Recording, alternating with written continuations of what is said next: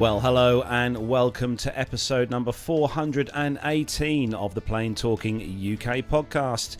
I'm Carlos, and in this week's packed show, Scandinavian Airlines files for bankruptcy and BA cut more flights. And it could be even worse for the UK's airports as we look at the worst UK airports for cancellations.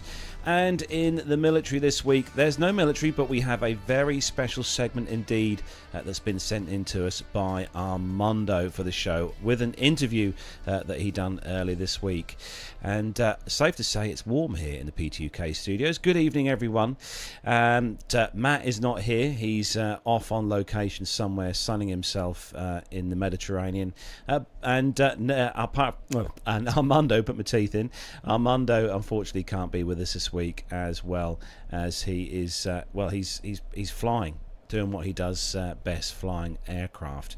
But joining me this week on the show, he's my right hand man, my first officer on the show this evening.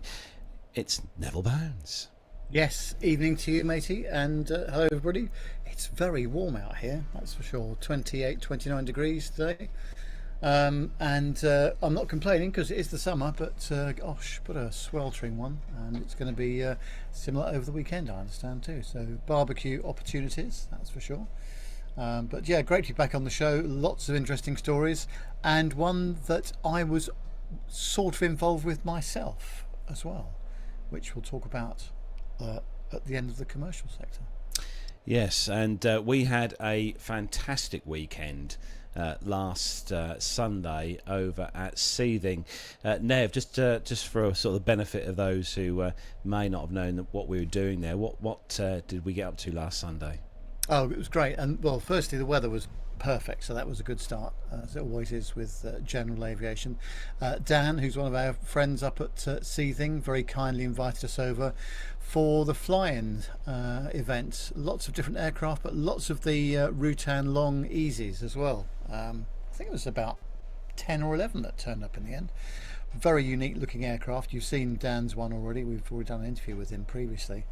So we took the camera gear and mics up there, got some fantastic interviews with all the folks, really interesting bunch of people, and the air traffic control guys as well, which was really interesting. So we'll start to play those out from next week, and you will not be disappointed, I can tell you. We are delighted with the content that we've got from Seething this time round. Yeah, we had a very interesting chat, didn't we, Nev, with a couple who have flown along easy. It's safe to say they've flown in more countries than I can name. I think they've 23 countries. I think they've flown their long easy in, and it had a few differences to the standard long easy, didn't they, Nev? Yeah, they've got some pods installed specifically for clothing and bits and pieces like that. So it's a slightly modified aircraft, which had to be certified correctly as well, as I understand it. No, that's a fascinating story, and we're going to be turning that into a 3-part series. Actually, we've got lots to listen to them about, and really pleased that they were able to do that for us. So that's all going to be beginning next week. Looking forward to that. Looking forward to that. Yeah. Going to say a big hello to everyone who's joined us in the world of YouTube this morning. Don't forget, if you listen to us as an audio show and you wonder what it's like here in YouTube land with the chat room, because the chat room are what makes the show on a Friday night. Take yourselves over to YouTube, look for us YouTube and search Plain Talking UK. Don't forget to click that subscribe button and that bell icon to be notified when we're live and broadcasting shows just like we are now. And good evening to Lee Davies. Hello to you, Lee. We've got Richard Adams. Hello to you, Richard. Mazouz Kareem. Hello to you, Mazouz. He's enjoying the weather like we are here in East Anglia. Very nice and warm. We've got David Corston. Hello to David. We haven't seen David in the chat room for ages, Nev. Good to have you back on board. Dirk. Hello to you, Dirk. Wouldn't be the show without Dirk in the chat room, hey. We've got, to make sure I don't miss you on, Masha. Hello to you, Masha, as well. Good to see you in there. Hope you've got the sunny weather your side of Europe as well. Hobby Time is in there. Name change. He's changed it from GB's Model Zone to Hobby Time. So hello to you, Hobby Time. Captain Ridiculous Wits. Hello to you as well. Neville Bounds is obviously in there wielding his blue spanner of doom, which is always good and handy for those bots. We'll welcome them on the show later, no doubt. Arnie Carlson, hello to you, Arnie. Good to see you in there as well. And also John Jester, our resident 747 cargo pilot there in the chat room. Good to see you in there as well this week, John. And thank you to everyone for tuning in on this Friday night. We've got loads to get through tonight, including that all-important special interview that Armando done with some sim platform software guys. So that's going to be very interesting. But we have got some commercial news to do, Nev. So if you are ready, let's go. Let's go. The captain has turned on the seatbelt light. Please take your seats and fasten your seatbelts.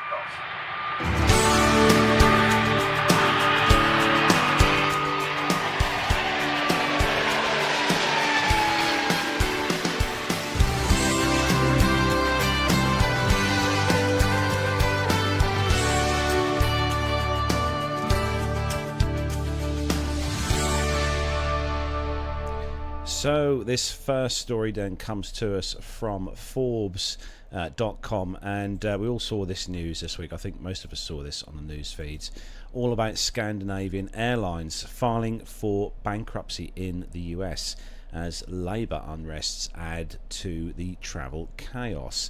So Scandinavian Airways, and they're better known as SAS, the flag carrier of Denmark, Norway and Sweden, filed for Chapter 11 bankruptcy protection in the United Kingdom. United States on Tuesday, one day after 1,000 of its pilots called for a strike. The airline blaming pilots union for disruptions, and SAS, they said, will continue to serve its customers as normal, although the strike by SAS Scandinavian pilot unions will impact the flight schedule, the airline has said in a statement this week. The airline is cancelling more than half of its scheduled flights, adding to widespread travel disruption already occurring across Europe. And as of 8 a.m. Eastern Time on Tuesday this week, SAS had cancelled 236 flights, a whopping 78% of its daily volume, according to FlightAware. In Norway, these include 21% of flights departing Oslo, Gardermoen Airport, 16% leaving Tromsø Airport, and 15% of flights departing Trondheim and Kristiansand airports.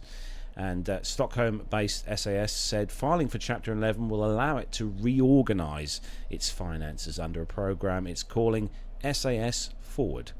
Nothing that business is in well advanced discussion with a number of potential leaders or lenders to obtain additional money for its financing, looking for $700 million in support for its operations.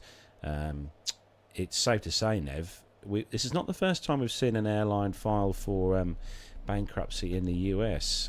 I'm trying to think which airline it was, but I'm sure I've seen this before, Nev. Oh, plenty. Well, this has been coming for a long time, I think. SAS have been in trouble, excuse me, for many, many years, unfortunately, and just suffering really badly from labour disruption, pay awards, all kinds of things. I really hope they get over this, because it's actually a very good airline. I used to fly them a lot back in the day. I used to have an SAS Gold card, in fact. I flew them so much, but there's been so much disruption lately. I really hope they can come through this, because it's just awful. Are they part of the Star Alliance? Star Alliance. They are. Yeah. Yep, they're a Star Alliance airline. Yep. I thought so. So very unfortunate, but well, I hope that they will be able to work this out. Chapter 11, they must have a separate US entity, I would imagine. Just allows the airline to reorganize their finances and that kind of thing, to get the best return for the creditors and that kind of thing. But yeah, it's awful, especially for the crews and all the people that operate it. I was under the impression, Nev, that SAS was a fairly grounded, well established. I say grounded, forgive the pun. A very well established airline. Well, it certainly is. It's a very old airline in terms of how long it's been going for, but certainly since the late 80s, early 90s, there's always been problems with disruption of some sort, labour disruption and other bits and pieces. So I do say I hope they do come out of this, because it is a really good airline, great service, great staff on board. But we'll have to see. We will have to see, won't we? But it's I'm kind of not surprised, really, that they've done this. So, Nev, you have got the next story, and obviously it's a BA story, and I just hope this doesn't affect any flights in and around September time this year. Yeah, well, it's on skynews.com. It says that British Airways is to cut a further 10,300 flights until the end of October. I should actually read 10,301 for reasons which will become clear later on. The airline says that it's acting to protect popular holiday flights from facing disruption, leaving 13% of its flight schedule for the peak summer holiday season on the scrap heap. The airline, amongst the worst hit by post-pandemic staff shortages that have resulted in widespread disruption for passengers this year, made the announcement just a day after another wave of cancellations was revealed in a bid to make the schedules more robust. BA told Sky News that the cancellations it was announcing to passengers on Wednesday, covering the period from August to October, were part of a focus on protecting popular holiday flights. It suggested that destinations with weak bookings would be most likely to have flight frequency consolidated. However, there could be worse problems ahead for BA customers using Heathrow, as they revealed that the latest cuts, less than 24 hours before unions representing 700 of its check-in and ground handling staff at the airport, almost half of the customer-facing team there, were expected to reveal strike dates in a dispute over pay. However, we can reveal that they have now resolved that, and there's not going to be a strike, which I think we're all very grateful of. It's it just goes from bad to worse, doesn't it, really? What's causing all this, Nev, with BA? Well, it's, I think, the same problem with all of the ground handling and security folks as well. That a lot of them were furloughed, some of them were laid off completely. And as we keep saying in aviation, there's not this magic switch to switch everything back on again. And so they've got to recruit new staff or rehire staff that were laid off. And this stuff takes time. And the thing that is with BA, that the schedule is always a bit tight anyway. So if there's any kind of disruption with baggage, ground handling, weather, although less of a problem this time of year, things start to go wrong fairly quickly. So I think that they're just paring stuff back to get them through the summer holiday period, to try and make the schedules a bit more robust. Because there's been some short notice cancellations going on lately as well, I've noticed with them, and that wasn't the case before, because they were all the cancellations that I've had to deal with, I've had about a month's notice usually, but these have been a lot shorter notice period. You've had a good sort of I say relationship. You've had a good kind of thing with BA where you've had all your refunds and stuff, fairly quickly. Yeah, it's not in the bank yet, but at least they're processing it, and I've just put in another load for what happened the day before yesterday, which we'll get to later on. Oh, good! I'm looking forward to that, Nev. So no, it's ongoing, I'm afraid, but at least they're trying to do something to sort out the summer schedule. But there will be continued disruption, I'm afraid. I think. Yes, and moving on to the next story, Nev. Oh, blimey.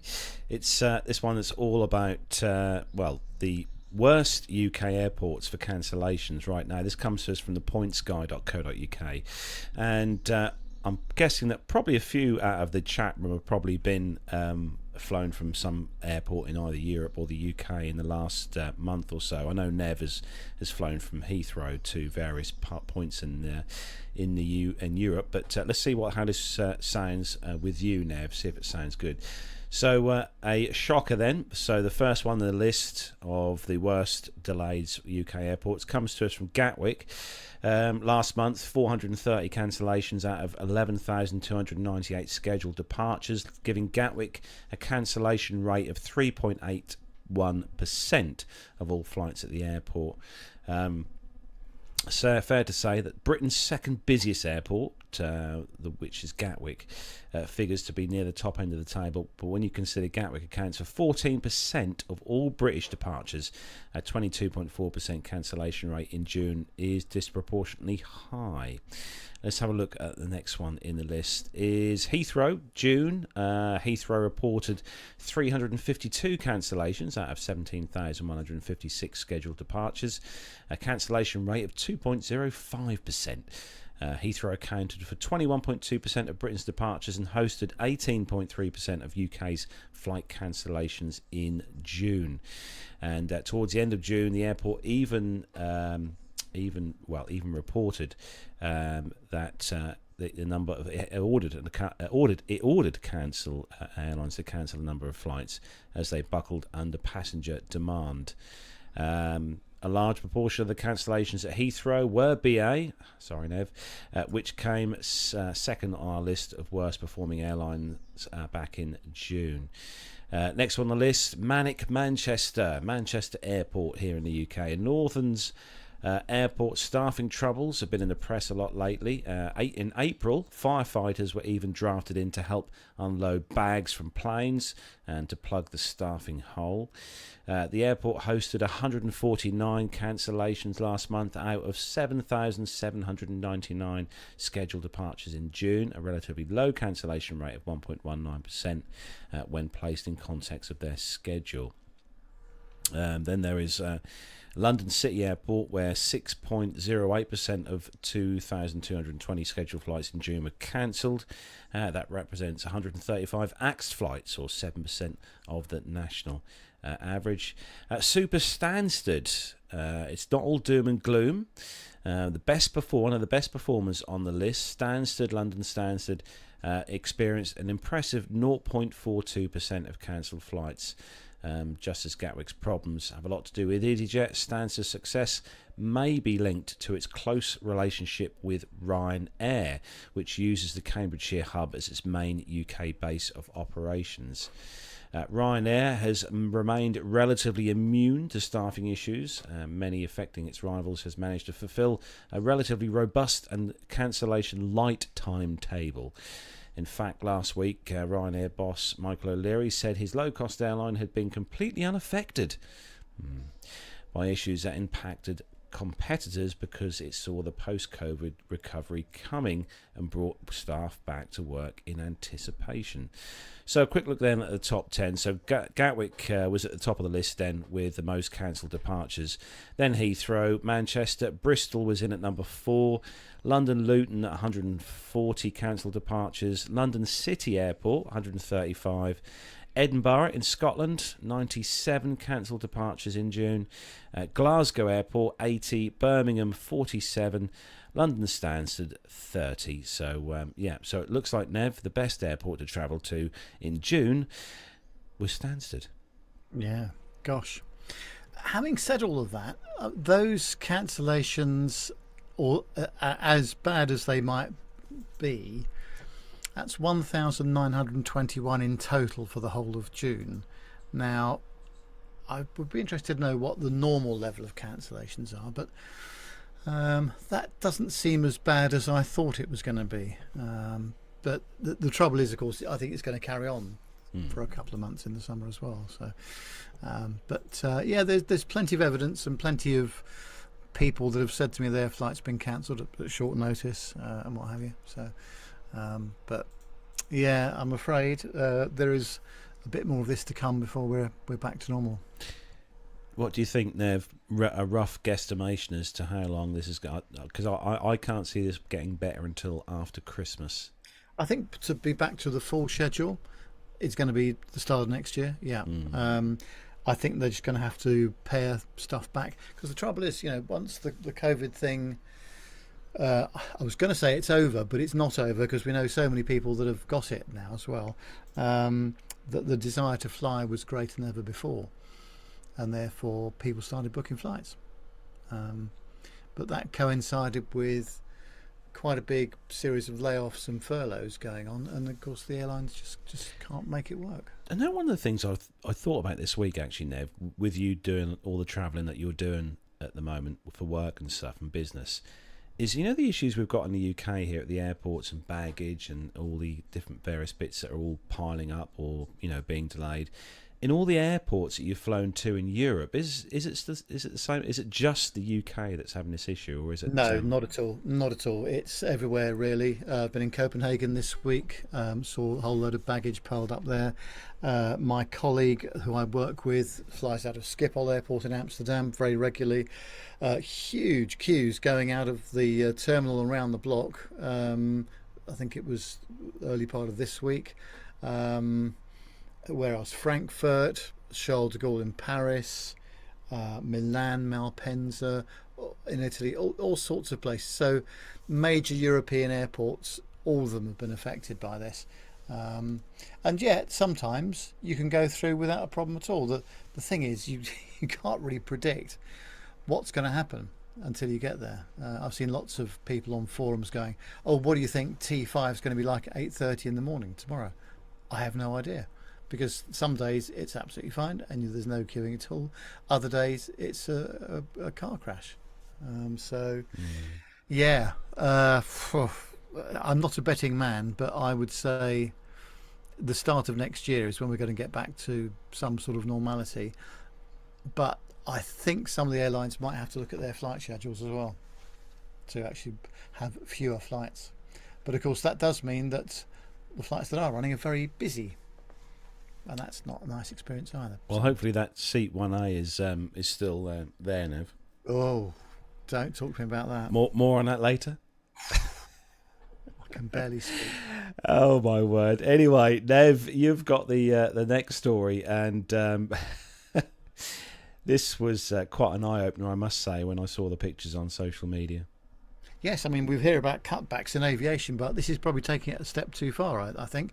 On the CNN travel website, it says that an Airbus A380 flew 14 hours with a hole in its side. Passengers travelling on an Emirates flight to Brisbane, Australia, were stunned when they noticed a huge hole in the side of the aircraft whilst they were disembarking.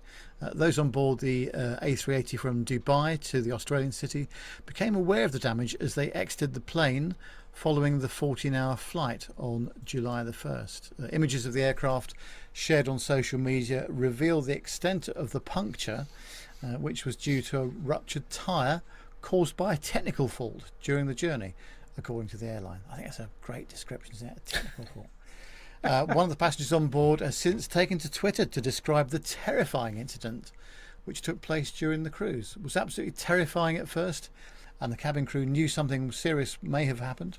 They were immediately in contact with the cockpit, wrote Andrew Morris, who's an English professor at the UK's Loughborough University. Shortly after, they returned as normal. Their calm demeanour was reassuring. They knew it was not catastrophic. Commercial aviation website Aviation Herald reported that the crews advised air traffic controls at Brisbane of the situation ahead of time and requested that the plane was met by emergency services on landing. Emirates later released a statement stressing that the rupture did not impact the fuselage, frame or structure of the aircraft.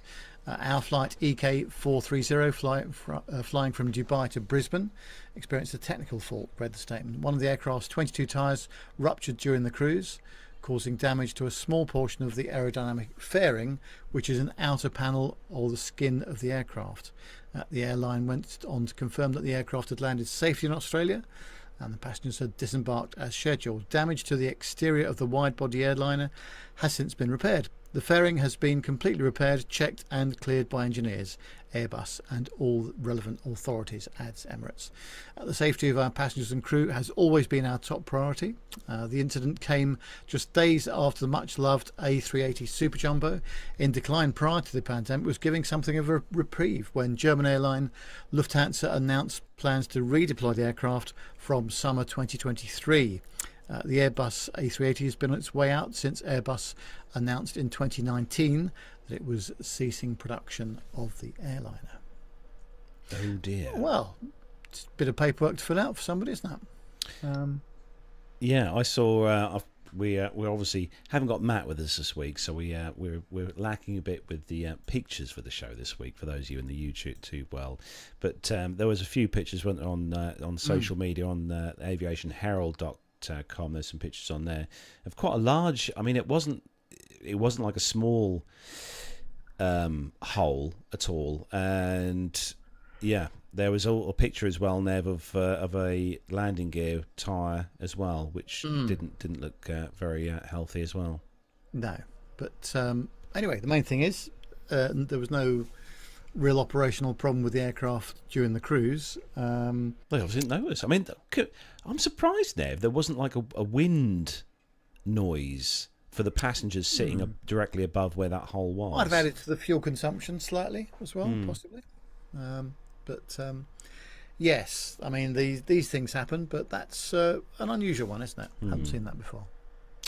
So we're going to move on to the next story. This one comes to us from UKAviation.news, and it's good news for those of you who might have the chance. I haven't personally, but to fly from London City Airport. I haven't flown from there yet, Nev. I really want to. Well, apart from my next plane 11, but that's a whole new story.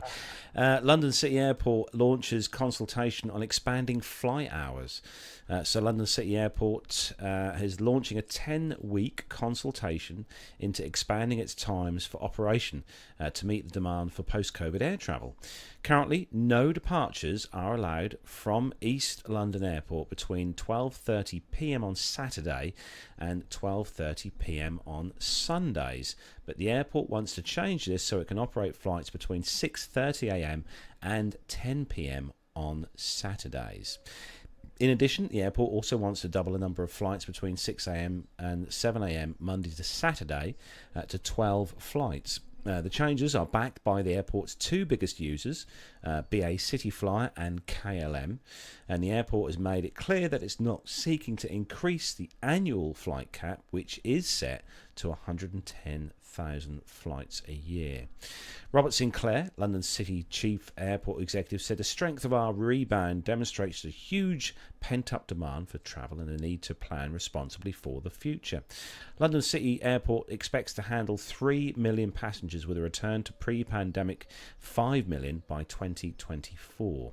The moves are not without opposition, though. The airport is located in the densely populated Docklands area in London, and the local airport expansion opposition group HACAN, or HACAN, East said it will anger local residents. And HACAN East Chair John Stewart said, ever since London City opened, residents have had a break from the noise between midday Saturday and midday Sunday. There'll be anger that the only break now will be for a few hours on a Sunday morning. I don't know, Nev. It's. I don't know. I don't know how long London City Airport has been London City Airport. I'm guessing it's been there more than 20 years. Yes, very much so. Yeah. What do you think, Nev? Personally, for me, I couldn't give two hoots if there was an airport in my back garden. But no, that's just me. No. Well, it opened in 1986. Because I know that because I was working just down the road from there in Woolwich, actually, in 1985. I joined a company down there, so I do remember it was opened just after I joined. Primarily, it was designed for business travel to the main connecting sort of economic cities in the Netherlands, Germany, France, Switzerland, but more and more it's being used for holiday destinations as well. I've certainly flown to Faro in Portugal from there with Mrs. Nev back in the day. I think it's a great little airport. It's very, very convenient for a lot of people. It allows, I mean, there's no lounge there, but there doesn't have to be because the boarding is very, very efficient. And when you get off the aircraft, even with the current luggage challenges, you're through passport control and out the other end very quickly normally. So it's going to be one of those things, you're going to have, it is, I mean, there's been a big increase in residential places around there in the last 10 years, certainly. But also only the very latest aircraft can fly in and out because of one is the noise criteria, and the other is the 5.5 degree glide slope, which is the approach to London City to avoid the buildings. So unlike a normal 3 degree glide slope which you would get on a normal approach, this is 5.5 degrees, so it's a lot steeper approach than normal, but again that helps a little bit with the noise footprint, and certainly when I've heard aircraft departing from London City, I've been quite close up, yeah, it's a little bit noisy, but nowhere near as noisy as it would have been in 1986. And I think the first jet aircraft that was allowed in there was the British Aerospace 146, and prior to that it was Fokker F-27s and Fokker 50 aircraft that were using it, I think, as well. So and the modern Embraer jets are very very quiet on departure, I think, but I don't live there, so it's not it doesn't affect me. But, yeah. Be interesting to see what happens then, Nev. Yes. If people moan too much, then it won't happen. But it's 9 times out of 10 the people who moan are the people who probably tend to fly on these aircraft to go on their holidays. That is possible. Yeah, I know. Yeah. So, Nev, you've got the next story, and it's a milestone for a particular branch here in the UK. Yeah, Carlos and I were discussing this before the show, actually. Really interesting. We didn't realise that this organisation had been around for 100 years, and it's on the UK Aviation News. And it says that yesterday saw the 100-year anniversary of the Air Accident Investigations Branch, better known as the AAIB. And to mark the occasion, the article here looks at when and how it was formed and what it does to make aviation safer for everyone. Well, the AAIB started life on the 28th of June 1922 when the UK government formalised the air navigation regulation of 1922 under Section 12 of 1920 Air Navigation Act. The definition of an aircraft accident under the Act was an accident that caused death or injury to a person inside or outside of the aircraft, or where the aircraft suffers structural damage. The remit is largely the same today, although slightly more refined and in line with other accident investigation organisations around the world. Based in Farnborough in Hampshire, the AAIB is widely regarded to have led the way in modern air accident investigations and the appliance of sciences to determine factual findings.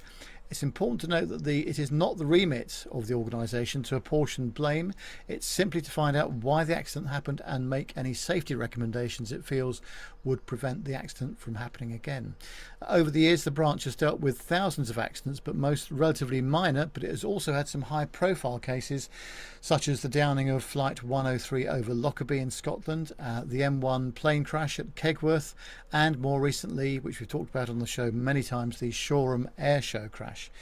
The first ever accident report from the AAIB was published on the 26th of September 1922 by Inspector of Accidents Major Cooper. It's reported on an accident involving a Vickers Vulcan belonging to Instone Airlines Limited.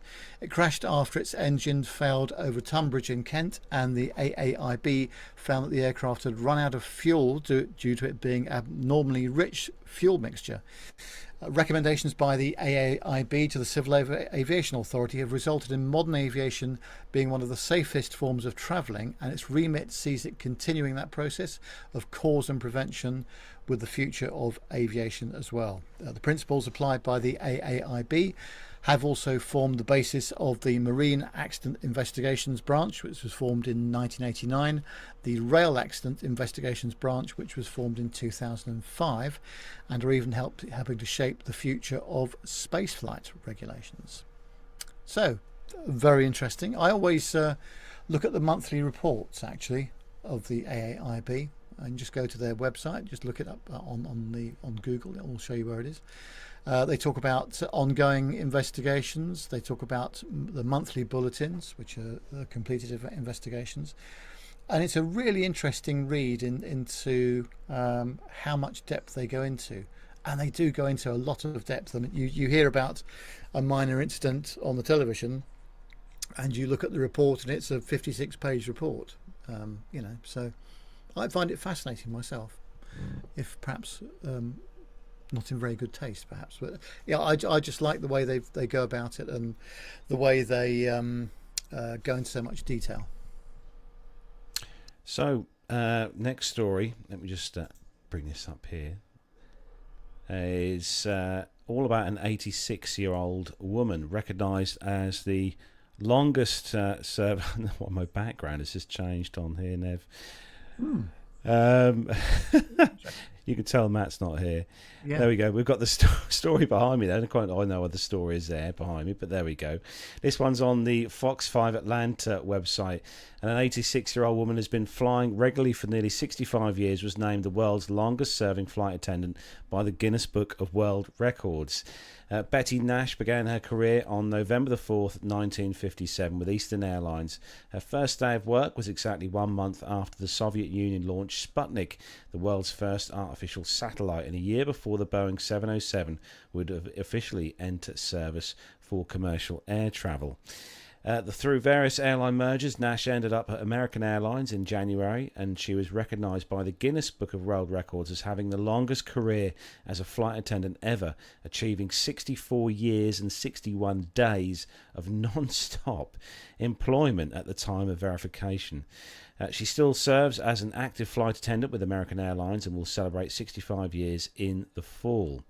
If you've flown the airline itself, US, were flown with us, she says, the chances are you might have met the hashtag AA team legend Betty Nash.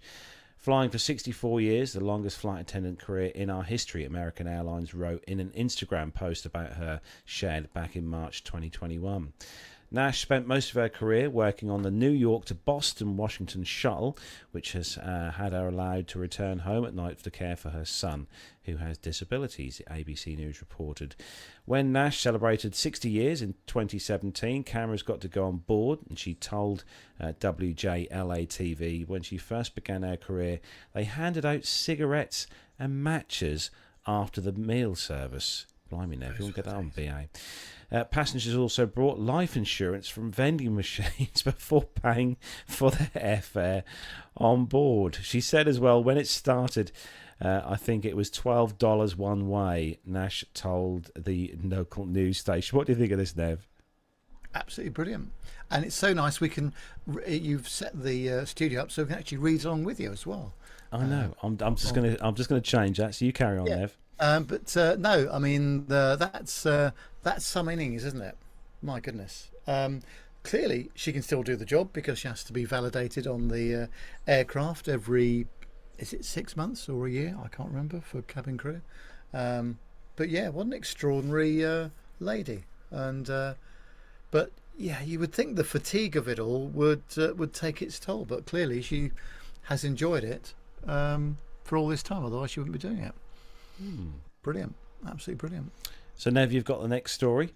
Well, actually, I was going to ask whether you could do this next one, because I was going to do story number 9. Oh, okay. I'm just seeing if I could change the actual background. Oh, I see. Right. Well, I can do this one if you want, if that would help you. Yeah, if you could, I will just get to the back at the bottom of this issue. Absolutely.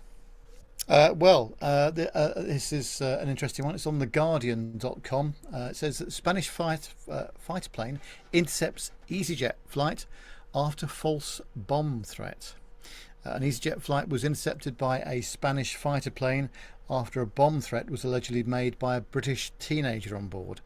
Video footage taken by a passenger on the commercial flight appears to show an F-18 fighter warplane flying closely behind the EasyJet flight from London Gatwick to Menorca on Sunday. The Civil Guard confirmed that Menorca's airport control tower was alerted to a bomb threat made on social media by an 18-year-old British man, prompting a special operation to be organised. Once the plane landed in Mahon, the island's capital, the flight was taken to a separate area from the main terminal and was subject to bomb disposal experts and sniffer dogs.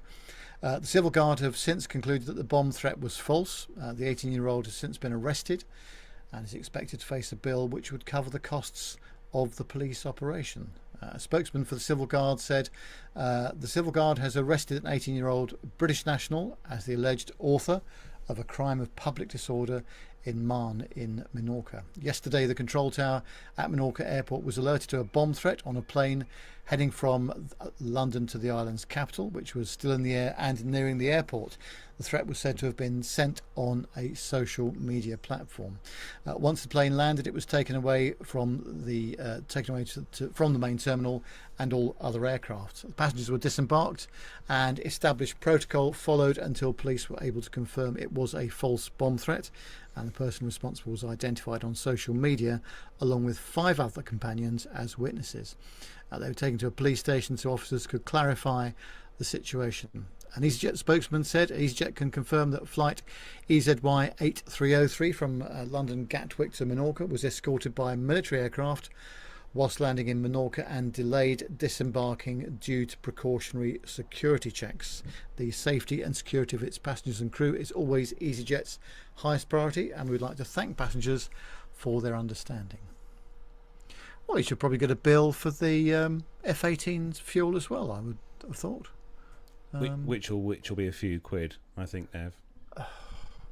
I mean, I thought we'd stopped all this business, but there's still people out there that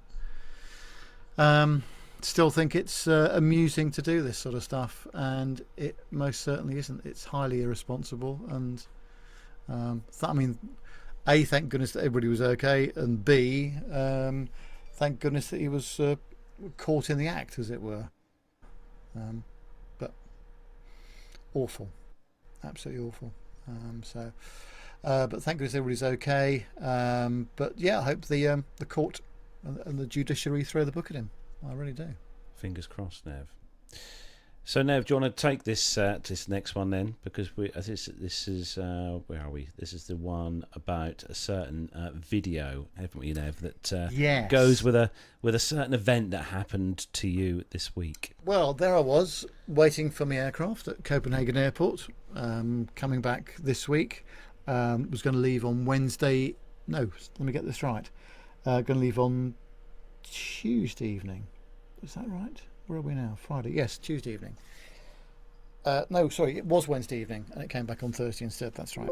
Well, what happened was an aircraft, which was an A320, Golf Echo Uniform Victor. It actually was pulling on to stand and was immediately met by a lot of fire engines. And we were at the gate, and so we could see right out of the window what was going on. And it turned out that there was a hydraulic leak on the left hand side, which went on to some hot brakes and caught light. Now the airport fire service were there, very sharpish, but honestly it took them, I mean, this thing would not go out, and I would imagine even with the hydraulic system isolated, so it wasn't under pressure anymore, well, it was no longer pressurized, but I mean, when it is pressurized, I think that it's about sort of 3,000 psi or something. So this thing was, really coming out a bit of a stream. And I think they managed to contain the fire into the brake and wheel area. So it took them probably 25 minutes to put it out, and then another 10 minutes of damping down. Needless to say, this flight was cancelled. We were not going to get on it to go back. And actually there's a bit of video here which has been very kindly provided to us by Gabe Goodgill, who was actually sitting in the gate area with me, and you can actually see some of the action. Here we go. Carlos can play the VT. Yeah. This is probably after about 15 minutes into it, I would say, something like that. Yeah, there was no shortage of people turning up. That's just a snapshot of some of what had happened there, but there was cars and vans and trucks and other firefighters coming the whole time. But as you can see there, it's still smoking away, and could have lit up again. But so that was it. So we weren't going to get on that plane, obviously, and I think that foam is quite corrosive as well. So obviously the plane has to be fully cleaned, and well, there's obviously some remedial work required there, I would have thought. So a couple of things I would say about this. Obviously, we could see what was going on the whole time. But it would have been good for the gate agent to have done a PA to say, ladies and gentlemen, you might have noticed that your aircraft may not be serviceable immediately. Would you mind just bearing with us? But we were there for an hour and 20 minutes without any PA from the gate. So, luckily we could actually see what was going on. Anyway, the captain and first officer came in. But what they did do, I think because this has happened literally as they were turning on to stand, they evacuated the aircraft on the normal pier, but clearly they told all the passengers to get off the aircraft quickly and not to take their bags with them. And they didn't. I think this is the first time in history where a plane's been evacuated where the bags were left behind. Then about 30 minutes after the fire brigade had given the all clear, they were allowed back onto the aircraft to collect their bags, the carry-on bags, that is. So they were going back in groups of 10 to 15, I would say, something like that. Anyway, so that was all good.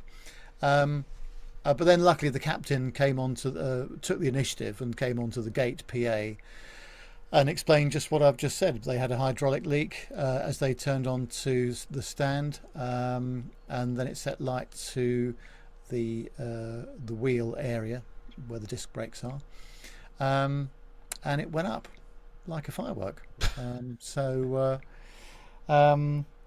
So then they said, right, well, we're going to put you in a hotel for the night, and would you like to go to the men's aviation desk and blah, blah, blah. Because we had to go through passport control again. So we got another 2 stamps in our passport without actually going anywhere.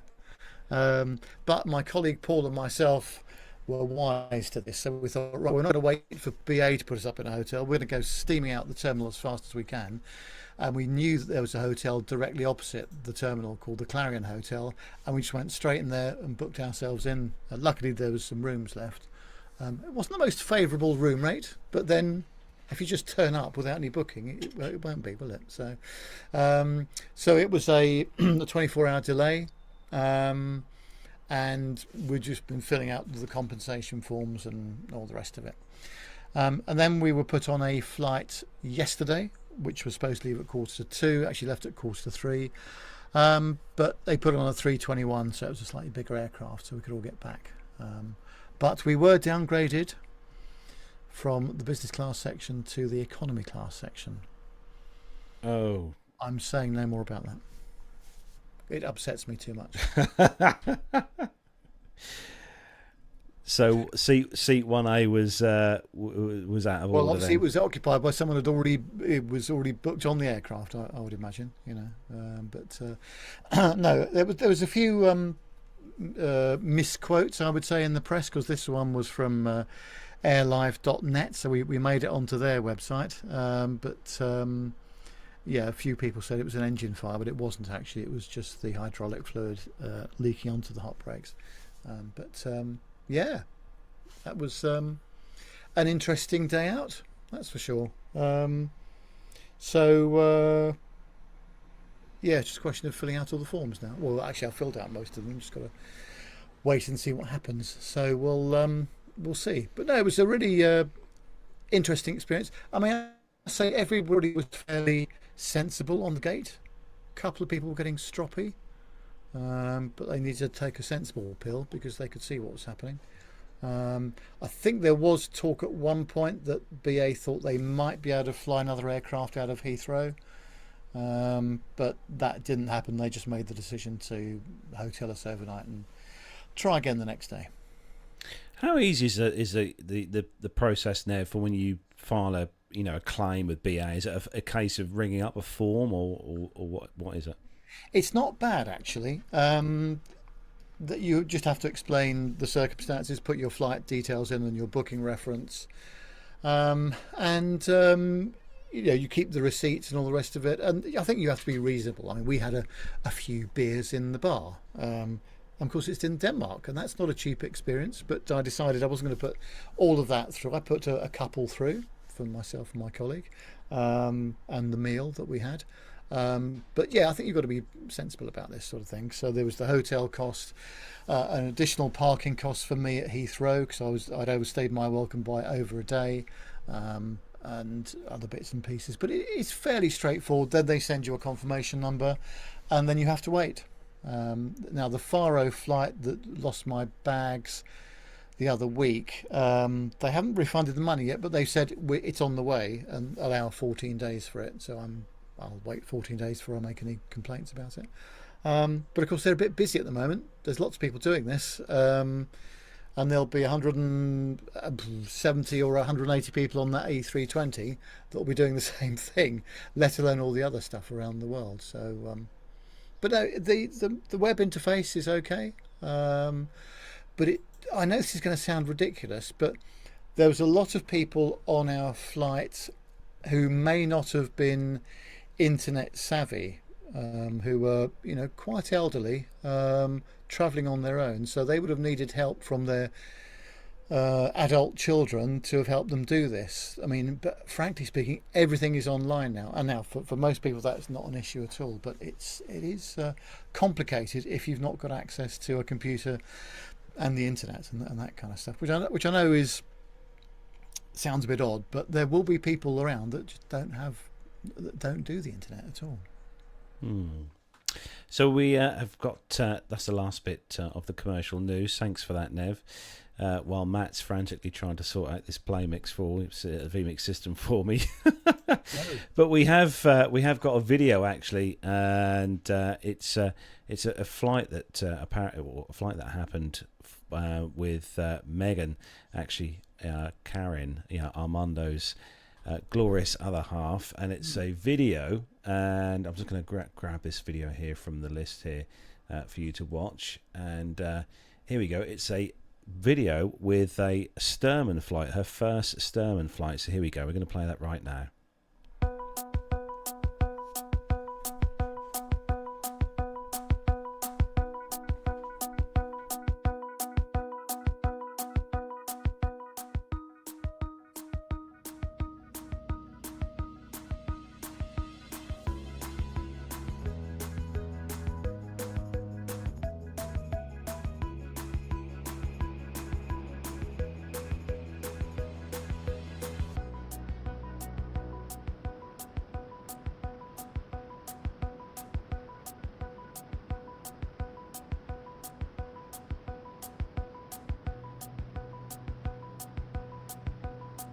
I think she is flying that, Nev.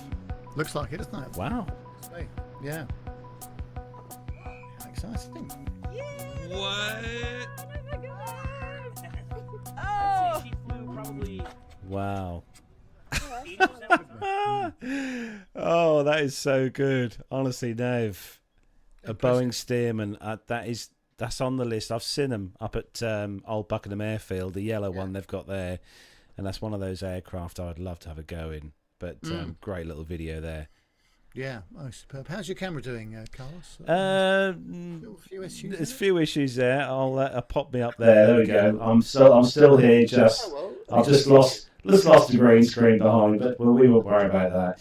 Yeah. And it's time for. Actually, we'll do our caption this at the end of the show. Because we'll try and get the technical bits sorted out between now and then. But we have got a special video to play out from Armando, and it's an interview. But first we've got this first video to play from Armando. Hey guys, I'm really excited about this next interview that we're going to have.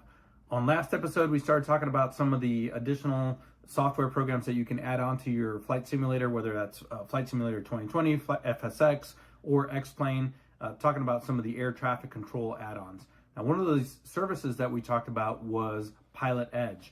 We're running this instead of military segment this week because PilotEdge is actually running a special where you have 2 weeks for free or 5 hours, and they're doing something that is very unique in preparation for Oshkosh. But before we talk to Kevin from PilotEdge, we're going to play this video right here. SimVenture, it's a beautiful day here at the Oshkosh Regional Airport in Whitman Field. The altimeter is 2992, the wind is calm, feeling and visibility limited.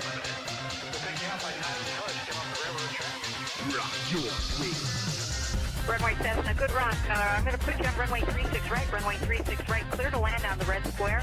Right turn eastbound now. Start that right turn eastbound. You're going to 18. Follow that east-west road. Good job. Oh, you the man. Second aircraft, runway 36 left, clear for takeoff. Right turn 15, surrender below 1,300. Follow river, runway 27, down on the side of the ground bit, March on 18.5. Turn the base, crank it around, crank it, crank it, crank it. Start that right turn for me right now. Crank it around. We're going to aim for the orange dot, and we're going to keep it airborne to the green. White and black, straight, fast. Pass the guy ahead and off your left, then gear down, slow down. You're clear to land at or beyond the blue dot on 18 right. Start your base turn now. White Cessna, turn right for the downwind. You're flying to brown Cessna, wing up right base. Great Grumman, turn your base now. Turn your base now. Tight turn all the way around to the green dot. Crank it, crank it, crank it. I need you to point at that orange dot. I need you to go right to the orange dot. Harder, harder, harder. Keep it airborne until you're on the green dot. Set it down on the green dot with a right turn into the grass. Very good, rock on one. Monitor calendar 118.5. Welcome to the show. Clear to land on or after the green dot, right turn into the grass. Follow the flagman as per the note and welcome to Oshkosh.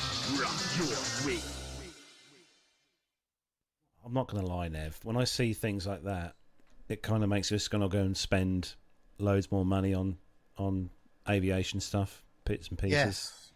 Well, yeah.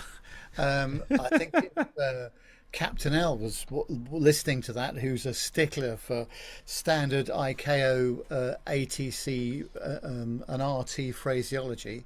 I'm not sure he would have been impressed with crank it. But nonetheless, that's what they do there. And it's very realistic too, wasn't it? I know the graphics and stuff. The graphics and stuff are just absolutely amazing now. This is why I'm looking forward so much to X-Plane 12 coming out when it does do this year. Hopefully, fingers crossed, it's supposed to be out Will this you year. have to have a major PC upgrade in order to run all that, do you think? Or have you got enough horsepower? Well, I was looking into this, and the spec level for X-Plane 12 is it's high. There's no doubt about that. The graphics are quite intense for the scenery and stuff. I can run it. I will be able to run it. I'll probably be able to run it. Probably run about 3/4 of its full, graphic intensity with the settings. At the minute, I'm running X-Plane 11 with full pelt, but this I'll probably have to crank this back a little fraction without actually upgrading my graphics card, which I can do. Yes. It's not a cheap job, but I can do. But I really strongly think, and I do strongly believe, and I've seen them both. Obviously, I play X-Plane 11, and I've seen, obviously, Microsoft Flight Sim, the new one that came out a few years back. I've seen them, and from what I've seen from X-Plane 12, I really do think, Nev, that X-Plane 12 is going to kill Microsoft Flight Sim when it comes out. Interesting. Yeah.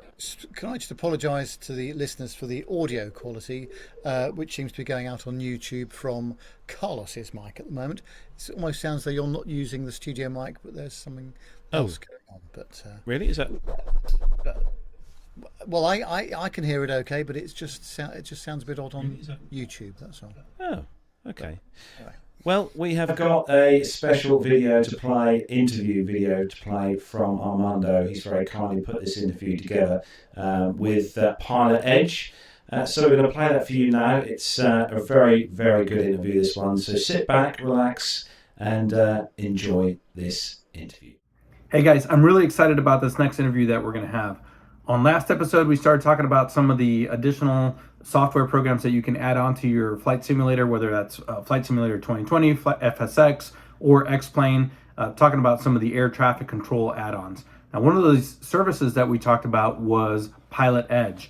We're running this instead of military segment this week because PilotEdge is actually running a special where you have 2 weeks for free or 5 hours, and they're doing something that is very unique in preparation for Oshkosh. But before we talk to Kevin from PilotEdge, we're going to play this video right here. SimVenture's beautiful day here at the Oshkosh Regional Airport and Whitman Field. The altimeter is 2992, the wind is calm, the feeling and visibility is unlimited.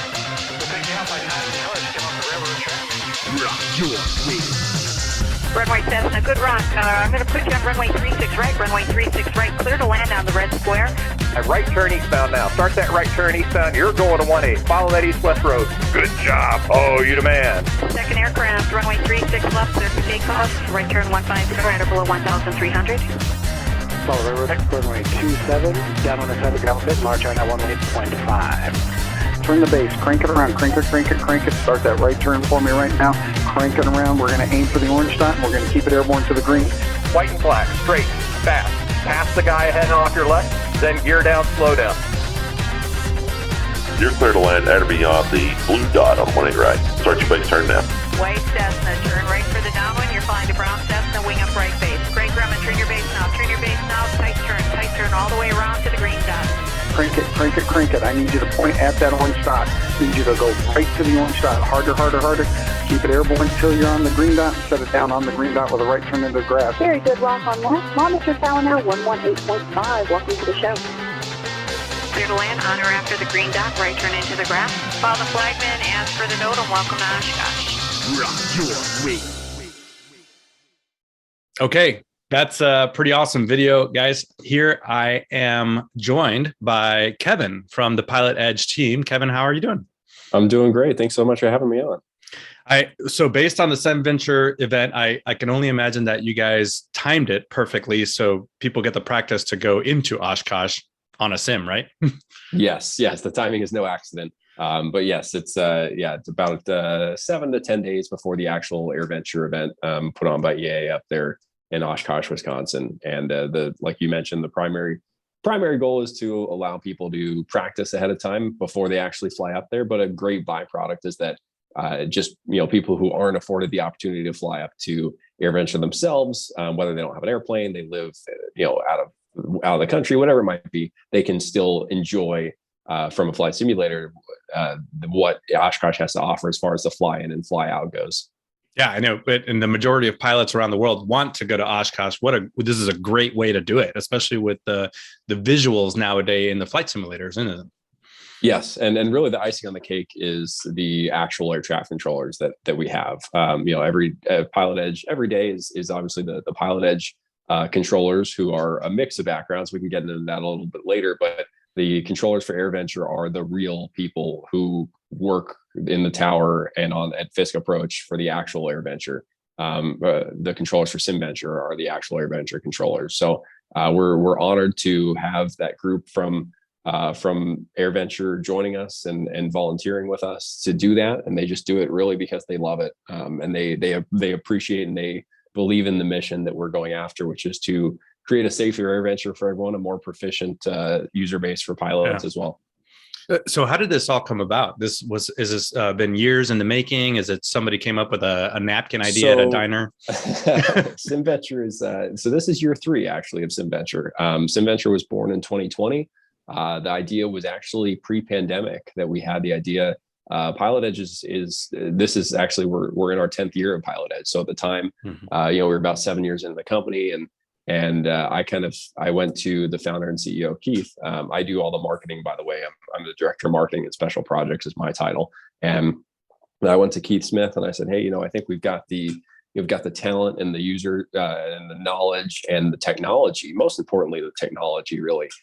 To do a virtual Oshkosh. And, he said, okay, go ahead and run with it and see what you can do. So we developed a little kind of beta team of some of PilotEdge's most frequented pilots. And we did some testing, because one thing that Keith and I were both on the same page of, we needed to do it right. We didn't want to do it in a way in which it would be embarrassing or just fall short of people's expectations. And so anyways, mid all that testing and things, the pandemic hit, and that really didn't affect PilotEdge at all. It actually kind of grew the business really, because people needed a way to practice when their flight schools were closed. But what did happen is that EAA canceled AirVenture 2020. And when that happened, it was kind of like, we looked at each other like, man, this is on us now. We have to kind of keep this legacy going. It had been AirVenture had been going for decades and decades before that, every single year. And of course, the pandemic was, no one saw it coming, and it was something completely that that just caused such a strange situation. But so it was really on us, and we said, we're just going to run with this, and it worked out great. We allowed, that year we were really the only way that you could fly the Fisk Arrival. For those unfamiliar, the Fisk Arrival is the charted, well, not really charted, but it's the procedure outlined in the notice, no longer called a NOTAM. This year, the AAA has changed it to a notice, and it's a specific arrival procedure that really is the reason that the arrival is so complex and so exciting, is because of this Fisk Arrival. So anyways, a great year. 2020 was a great event, I should say. In July of 2020 that we held, we were actually a part of EAA's Spirit of Aviation Week, which was their virtual Oshkosh. They had virtual webinars and still workshops, things you'd see at the actual Oshkosh Air Show. And then, so 2021 comes around, and we said, this was such a great thing last year. We need to do it again. People were asking for it. And we said, okay, well, we're going to kind of shift from a nostalgic, this nostalgic approach we had in 2020, which was everyone is locked in their house and no one could do anything fun, to in 2021, when, AirVenture was happening again. We said, well, let's make SimVenture kind of more of a practice event, a training event. And so that's exactly what we did. We kind of shifted it to, okay, we're going to have this a week or two before AirVenture. We're going to market it to people who are flying to AirVenture and give people a way to practice, because it doesn't really matter if you are a veteran and a seasoned AirVenture pilot, or if this is your first time. It's a very unique and unusual procedure, this Fisk Arrival. It's not to say it should intimidate people, but it's something that you really should try and practice ahead of time. And there's no way to practice this in the real airplane. Even if you were to fly up to Oshkosh, several weeks before the air show, you can't just fly the Fisk Arrival. It's the controllers are it's real airspace. It is. It's just a class Delta. When you call inbound, I just say make straight in runway 36, and they're not going to tell you to rock your wings. They're not going to tell you the Fisk Ave transition, follow the railroad tracks. Those are things very specific to AirVenture Week. So, anyways, we had a great event last year in 2021. Same sort of deal, except we did up it a little bit. We allowed so the first year we just allowed pistons on the Fisk Arrival. So then last year in 2021 we allowed turboprops, which fly an arrival called the Warbird Arrival. That comes in kind of from the southeast. And then we also opened up Fond du Lac Airport, which is a neighboring, usually non-towered airport, but they do put a temporary tower there for AirVenture. So we did the same. And then this year, it's going to be very similar to last year, except we're also allowing small jets.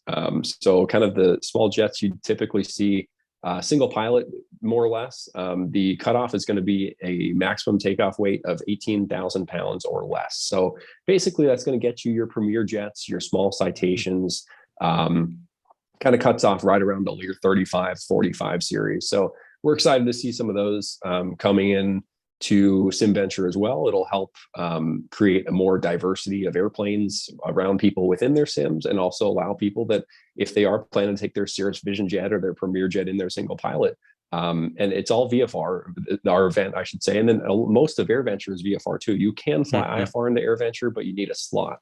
So you end up still getting a lot of jets coming in VFR because it's just easier and you don't have to have a reservation or anything like that. So it's, it'll be great fun this year. We're also adding prizes. So we have a prize pool worth over $2,500. The big ticket items in there include a Bose A20 headset and some yokes from Honeycomb and Thrustmaster, and also an Airbus captain's pack from Thrustmaster as well. So as well as some other little items in there. So all you got to do to win is just fly.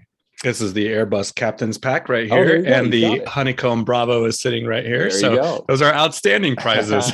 They are.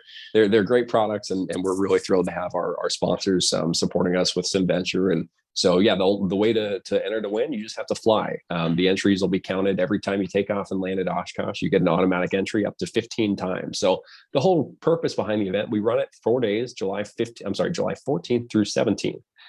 For about 3 to 4 hours each day. The times and dates are published at pilotedge.net/SimVenture. And so you can you can fly as many times as you want throughout the event. And so the whole point is, you're for one, let's say just take the Fisk Arrival. You're going down railroad tracks, and one time you might could be told to take the Fisk Avenue transition, and the next time you might be told to take the railroad track transition. Furthermore, we do different runway flows, so we don't always use the same runways. So your experience is likely to differ each time you go down the tracks for the Fisk arrival. That's why we encourage you to do it so many times, is because then you're just going to be all the more prepared for when you do it in the real world, and you will have felt like you've done it before, talking to what could be the exact same controller that you talked to 10 days prior in SimVenture. Yeah, and you've got a couple points in there that I was just taking some notes. So I'm going to start out with this is the difference between PilotEdge and some of the other ATC providers. So you're talking about light jets with a maximum takeoff weight of 18,000 pounds. So that is already putting a sort of a different level of sim user out there, right? So now you have to know a little bit about your airplane. You have to know a little bit about how to fly it.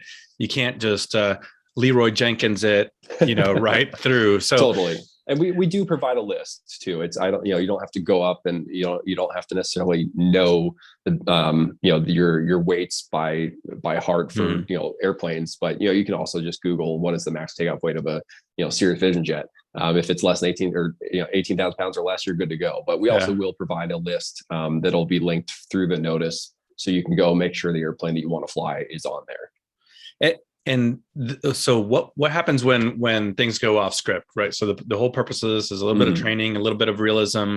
And one of the huge advantages to PilotEdge is the ability to do things from the safety of your home office or your home simulator. So what happens when you don't get it quite right, or someone doesn't quite follow the instructions? So as opposed to trading paint in the air in the real world, how do you guys sort of foster that gentle training, that gentle correction? That's a great question, and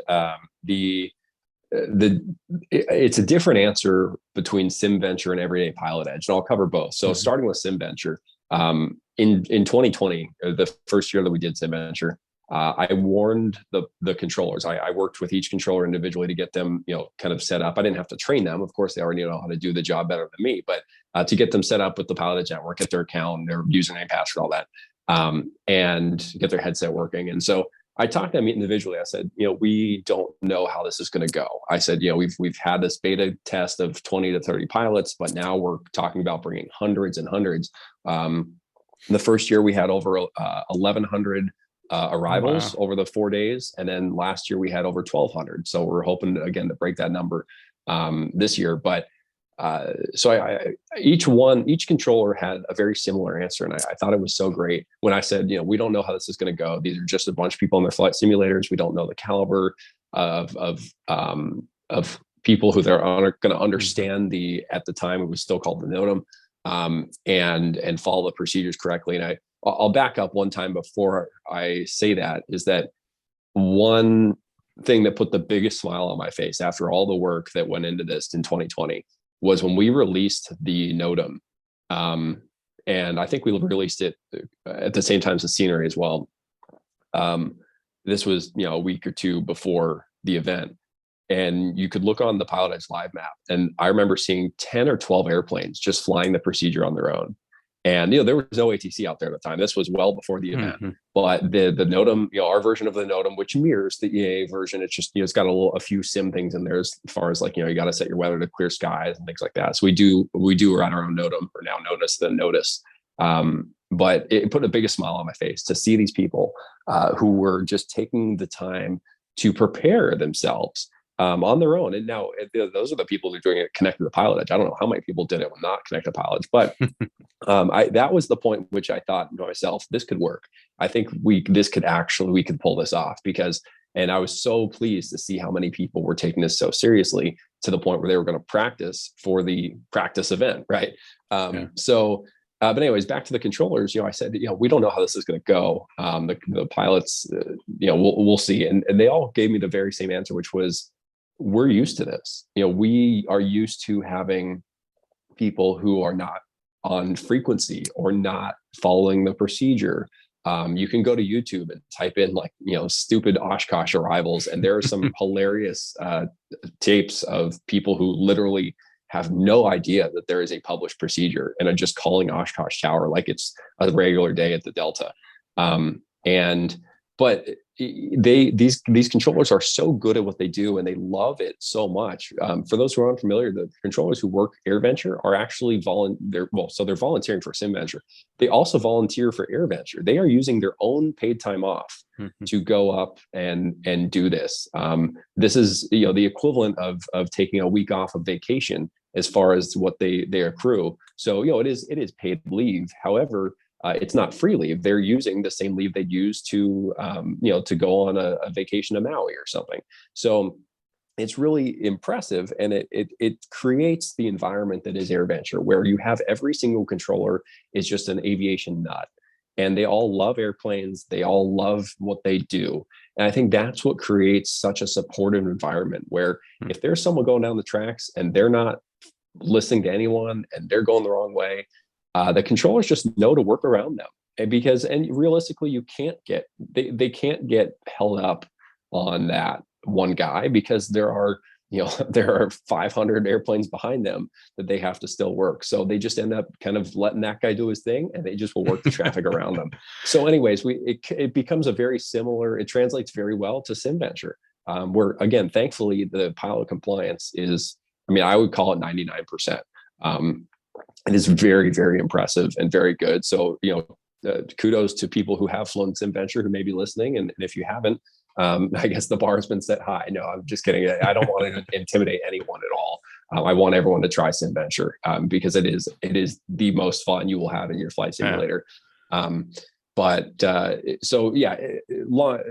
way of saying that the controllers will deal with any sort of issues in a very professional manner by just kind of working the traffic around, and they'll talk to you, and they'll try and talk you down in the best way that they can.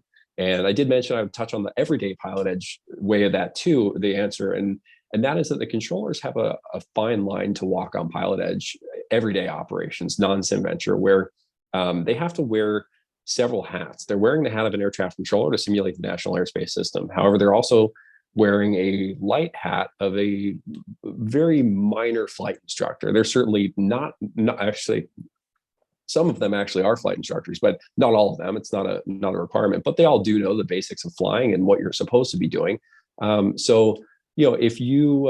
If you bust the Bravo on a normal day on PilotEdge, you're going to hear about it the same way you would in the national airspace system. And that's not to embarrass you. That's not to make you feel like the controllers are mean. It's to simulate what you would hear if you were to do that at LAX in a real airplane. And the purpose behind that is for training. We as humans learn so well from mistakes, and what better way to make a mistake than do it in the sim? The purpose behind the controller telling you violated Los Angeles Bravo airspace, flying 180 immediately to exit the Bravo, is that you have this oh crap moment of I can't believe this happened. If I was in the real airplane, like, this would have happened, and I would have busted Bravo because I didn't realize that the shelf went here, whatever it might be. So you get your mistakes out in the sim, and you can't take it personally. But at the same time, the controllers will also do a little bit of an instruction. If they have the time, they might say, you might realize that shelf north of this VOR goes down to 4,500. You got to watch for things like that. They can't do too much instruction because it doesn't scale well with them instructing every single airplane on frequency, but they'll do it when they can. And so they wear a little bit of an instructor hat, but also try and simulate the NAS as well as possible.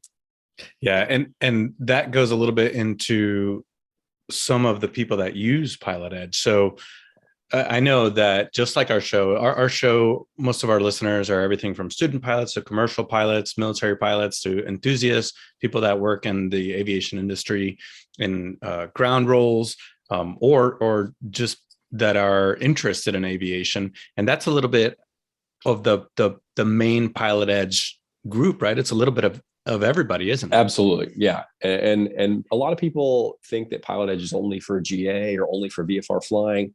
That's not the case. And the reason that, there obviously you've got networks like FATSIM out there that are far more airline or jet heavy, and very little VFR, let alone GA.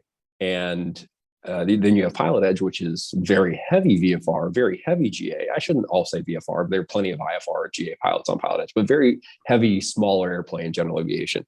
And the real reason, in my opinion, that happens is just because of the type of person who is going to be willing to pay $19.95 a month for PilotEdge.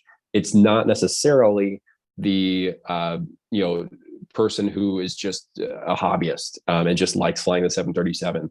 And they might not be willing to pay $19.95 a month, and that's fine. But someone who is willing to pay $19.95 a month is someone who recognizes the benefit of a flat rate, $19.95 a month, for unlimited usage for the entire month, to be able to practice for countless hours, and something that would cost you thousands and thousands of dollars in the actual airplane. So I think that's really where that differentiation comes from there. And to, hobbyists who just like flying the 737 or 747,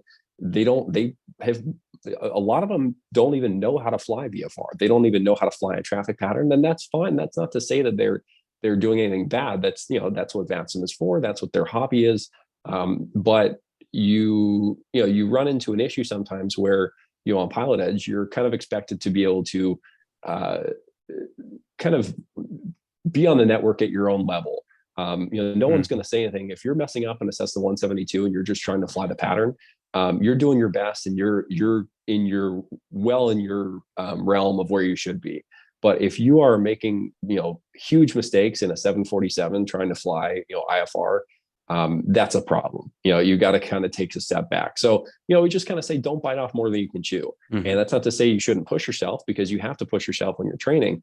But make sure that you're having a true purpose behind what you're doing, and don't skip a bunch of steps and go straight for the 747. Yeah, especially for student pilots, and even folks that are getting back into flying, rusty pilots and instrument student pilots. It's such a great way to get it. I mean, the whole push and pull and left and right, and trees get bigger, trees get smaller. That's the easy part of flying. One of the hardest things, and I think one of the aspects of aviation that people fear the most, is the communication part of it, because it's its own language. Sure. And this is just such a great way to get more comfortable with that safety level, isn't it? It is. And it's something, mic fright is the term that's used a lot. And it's something, mic fright is something that every pilot has had to get over at some point in their careers. And that's what the networks like VATSIM or PilotEdge do, is allow people to put on a headset and actually talk to a person by pressing a button. And it's something that happens in your brain there, where it really changes your whole dynamic of knowing that someone is listening to you, and not just one, but multiple people, whether pilots or multiple controllers, whatever it might be. And it really just changes things for the better, though. It changes things in that it makes it more real.